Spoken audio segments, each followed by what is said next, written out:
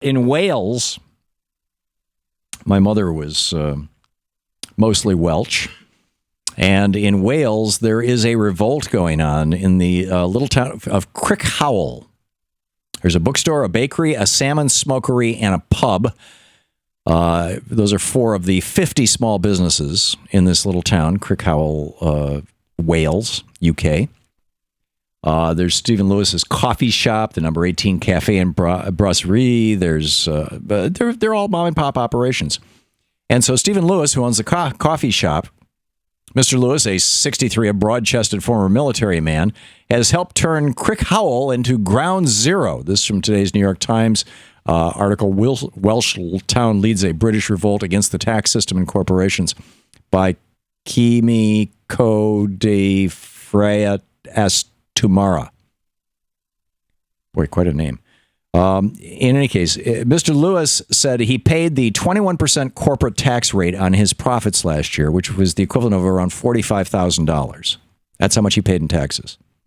By contrast, he points out, Facebook, which does business in Britain and is therefore subject to British taxes, paid just $6,200 in corporate taxes in 2014, or about 1/7 of what this little small business owner, his little coffee shop, paid.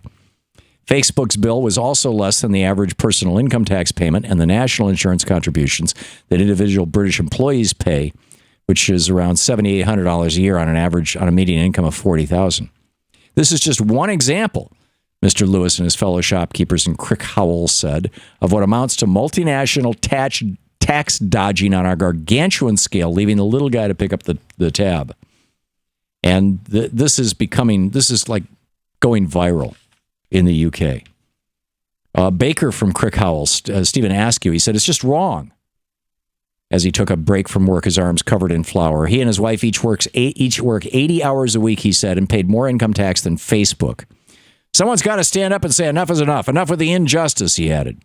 Rose Tabb, who works in a chocolate shop in Crickhowell, close to the ruins of a 13th century castle, was adamant. Either we all pay or we don't.